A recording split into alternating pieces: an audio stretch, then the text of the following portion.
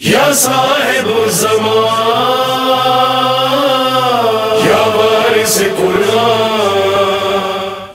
شیخ مقدس اردبیلی کو کسی عالم نے خواب میں دیکھا۔ مقدس اردبیلی آپ جانتے ہیں امام زمانہ سے ملاقاتیں ہیں۔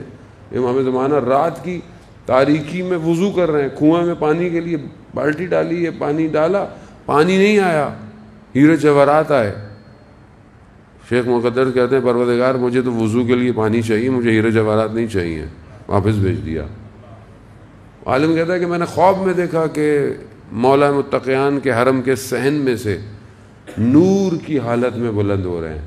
تو میں نے پوچھا کہ شیخ یہ سب کہاں سے ملا؟ تو زری کی طرف اشارہ کیا امام کی، کہا سب کچھ یہیں سے ملتا ہے۔ خب باب علم ہے، علم یہاں سے نہیں ملے گا تو کہاں سے ملے گا؟ لیکن بات یہ ہے کہ علم حاصل کیا جائے تب کی بات ہے نا۔ جب آپ دروازے کے باہر کھڑے ہو کے واہ واہ کرتے رہیں گے دروازہ بہت اچھا ہے، دروازے کی لکڑی بہت اچھی ہے، دروازے پہ جو ہے وہ ہیرے جواہرات لگے ہوئے ہیں، اندر آ ہی نہیں رہے آپ، اور قوم واہ واہ کرتی رہی کئی سال سے باہر کھڑے ہو کے، اندر نہیں آ رہی۔ رسول کہہ رہے ہیں انا مدینۃ العلم، میں ہوں شہر، علی دروازہ ہے، دروازے سے اندر آؤ۔ ہم اندر ہی نہیں آ رہے۔ جب ہم نہیں سمجھیں گے تو ہم دنیا کو کیا سمجھائیں گے؟ آپ مجھے بتائیں نا۔ قصور تو ہمارا اپنا ہے اس میں، لوگوں کا قصور تھوڑی ہے اس میں۔ ہم نے خود زندگی میں نہج البلاغہ کتنی دفعہ پڑھی؟ میں اپنے آپ کو کہہ رہا ہوں، آپ کو نہیں کہہ رہا، خدا نخواستہ۔ کتنا ہم نے اس میں چیزوں کو ایکسٹریکٹ کیا، کتنا آج نہج البلاغہ میری زندگی میں مؤثر ہے۔ آج نہج البلاغہ میری زندگی میں کیا ہے؟ یعنی میرے زندگی میں کوئی کارآمد چیز ہے کہ نہیں ہے؟ آپ وہ چیز پڑھتے ہیں نا جو آپ کو آج فائدہ دو، آج بولیں کہ آج کے لیے میرے لیے کیا ہے۔ بچے اسکول جاتے ہیں، جو کہ کبھی کبھی جاتے ہیں، تو آج کل ویسے ہی بند ہیں دوبارہ، تو بہرحال جو بھی سبجیکٹ پڑھتے ہیں، کتاب پڑھتے ہیں، تو کہتے ہیں مجھے فائدہ ہے۔ فزکس پڑھیں، کیمسٹری پڑھیں، سائنس پڑھیں، بایولوجی پڑھیں، کمپیوٹرز پڑھیں، کچھ بھی پڑھیں۔ کیوں؟ کیونکہ ابھی فائدہ دے رہی ہے شاید۔ اگر وہ چیز جو آج آپ کو فائدہ نہیں دے رہی ہے، کل آپ کو فائدہ آپ کہہ رہے ہیں تو یوزلیس ہے، میں اپنا ٹائم ضائع کر رہا ہوں۔ ایسی چیز پڑھنی نہیں چاہیے آدمی کو۔ خوب اب آج کی زندگی کے اندر نہج البلاغہ کا کیا کردار ہونا چاہیے میری زندگی میں؟ اب یہ کیسے پتہ چلے گا کہ آج کی زندگی میں نہج البلاغہ کیا کرو؟ نہج البلاغہ کھولیں گے تو پتہ چلے گا۔ کبھی والد نے نہیں کھولی تو بچہ کیا کھولے گا؟ آپ تو کہ بیٹا نہج البلاغہ پڑھو، کیسے پڑھے وہ؟ پہلی بات تو ہر کسی گھر میں نہج البلاغہ ہو، کسی نے تحفے میں دے دی ہو تو ایک الگ بات ہے، خود تو خریدی جاتی نہیں ہم سے، کون خریدے گا؟ اب یہ خود سوالیہ نشان ہے ظاہر محترم۔ پھر آپ بولتے ہیں جی بس سوشل میڈیا پہ ولایت کا ڈیفینڈ کرو۔ خدا آپ بھی زبانی مجاہد ہیں بس خالی۔ ولایت جب اندر اتر جائے تو پھر کسی کی مجال تھوڑی ہے آپ کو کچھ کہتا رہے۔ مگر آپ نے حدیث نہیں سنی؟ حضرت عمار آ رہے تھے رسول خدا کی خدمت میں، آئے یا رسول اللہ میں آپ کے جانے کے بعد فتنے دیکھ رہا ہوں۔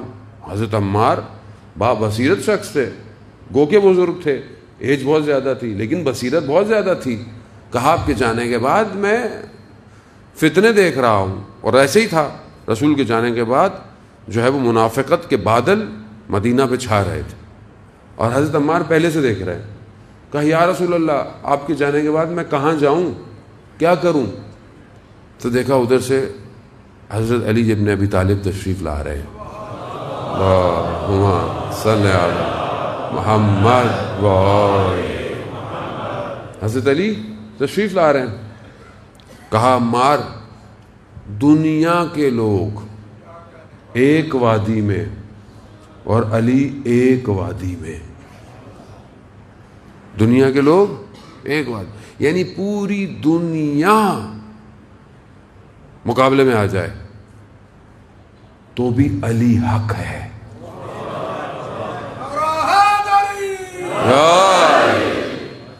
اسی لیے یہ جو حدیث ہے نا کہ اما المال حق و حق المال عمار، وہ اس وجہ سے ہے۔ کیوں؟ کیونکہ حضرت عمار کہیں جا ہی نہیں سکتے سوائے علی کے، تو حضرت علی جہاں جہاں جائیں گے حق جو ہے وہ وہیں وہیں۔ علامہ امینی کا مشہور واقعہ ہے آپ کے اذان عالی کو معطر کرنے کے لیے۔ علامہ امینی نے دیکھا کہ بغداد کا ایک پروفیسر ہے اور ہے دوسرے فرقے سے تعلق رکھتا ہے لیکن امام علی پر کتاب لکھ رہا ہے، تو انہوں نے کہا کہ میں جاتا ہوں کہیں کچھ غلطی نہ لکھ دے کیونکہ کتاب چھپ جائے گی۔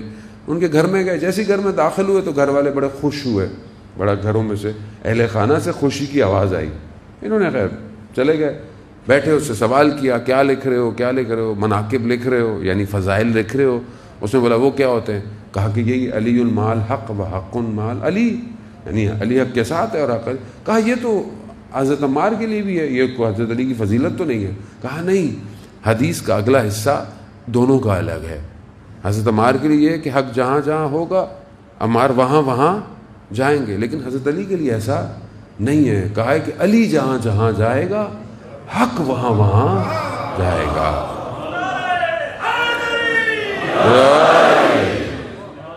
اب وہ استاد کھڑا ہو گیا، پروفیسر تو کھڑا ہو گیا.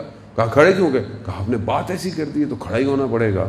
خیر جب علامہ امینی کو یقین ہو گیا کہ اب یہ صحیح لکھے گا تو اڑ گئے.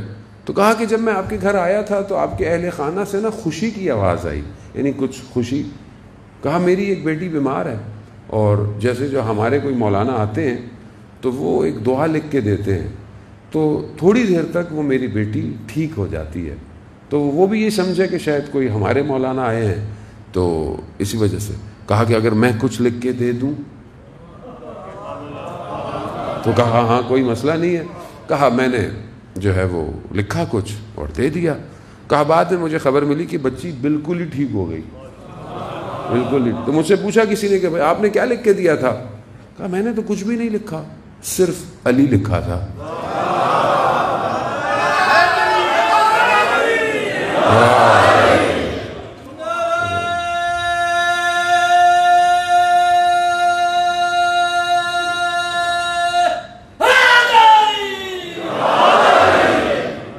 اب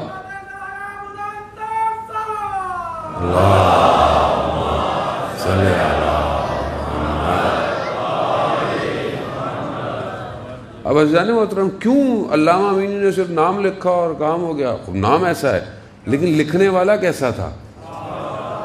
30 سال ایک کتاب امام علی کے لیے لکھی ہے، غدیر، چند جلدیں، 30 سال لگا دیے. مولا کائنات کی فضیلتوں کو، اشعار کو جہاں جہاں سے جو ملا جمع کیا، 30 سال. اب ایسے شخص کے لیے امام نہیں کریں گے تو کس کے لیے کریں گے؟ اب ہم اپنی زندگی میں دیکھیں عزیزان محترم، ہم نے اپنے اوپر ظلم کیا ہے. ظلم تو نفسی ہے. مولا تو مولا ہے، ان کو کوئی فرق نہیں پڑتا. بات یہ کہ ہم نے کیا کیا. تو نہج البلاغہ آج ہم جو بہرحال آج ہماری زندگی میں کہاں ہے؟ امام کے چھوٹے چھوٹے اقوال جو امام کے آخر میں بھی ہیں، کلمۃ الکسار میں بھی ہیں، حکمتیں ہیں. وہ حکمتیں آپ اس کو کمپیئر کریں اپنی زندگی سے، آپ کو پتہ چلے گا کہ ایسا لگے گا کہ امام آپ سے گفتگو کر رہے ہیں، اور ہر زمانے کے لیے ہے، یعنی ہر چیز ایسی ہے. کتنا زبردست قول ہے امام کا. میں پچھلے دنوں ایک کانفرنس کر رہا تھا انٹرنیشنل، امام کی شخصیت پہ ویبنار کی توفیق ہوئی. تو ہمیں تو توفیق ہو جاتی ہے تو ہم پتہ نہیں کیا کیا پڑھ لیتے ہیں، نہیں ہوتی تو پتہ نہیں، ہم بھی ایسے ہی ہوتے تو ابھی کیا کہیں. بہرحال یہ بھی خدا کا شکر ہے کہ توفیق، اس لیے توفیق طلب کیا کریں کہ کوئی نہ کوئی توفیق ملتی رہے. امام کا قول ہے کہ اپنے دشمن کو 100 موقع دو، یعنی 100 چانس دو کہ وہ تمہارا دوست ہو جائے. اپنے دشمن کو 100 چانس دو، 100 یعنی زیادہ زیادہ اس کو چانس دو کہ وہ تمہارا دوست ہو جائے، اور اپنے دوست کو ایک بھی موقع نہ دو کہ وہ تمہارا دشمن ہو جائے. اب آپ دیکھیں کہ کتنا ہیومن سٹرکچر کے اندر یہ بات کیسی فکس آتی ہے. یعنی انسان کی جو آرگنائزیشن بیہیویئر سچویشن ہے اس کے اندر یہ کتنی امپورٹنٹ چیز ہے کہ آپ کے زیادہ زیادہ دوست ہونے چاہیے، دشمن نہیں ہونا چاہیے آپ کا. خام کا اپنا دشمن انسان کو نہیں بنانا چاہیے، نہ اپنے کاموں کی جگہ پہ، نہ رہنے کی جگہ پہ، نہ کسی جگہ. انسان دوست ہو. مولا کی شخصیت میں بھی آپ دیکھیں نا جاذبہ ہے. آپ کتاب پڑھیں استاد شہید مطہری کی، جاذبہ علی و دافع علی، اردو میں ترجمہ ہو چکی ہے. آپ دیکھیں کہ امام کیسے جذب کرتے ہیں. امام کی شخصیت میں جو جاذبہ ہے وہ کیسا ہے کہ ہر کوئی جذب ہو رہا ہے، ہر شخص جذب ہوا ہے مولا کی ہستی کے اندر، چاہے وہ امام کو مانتے بھی نہیں ہو.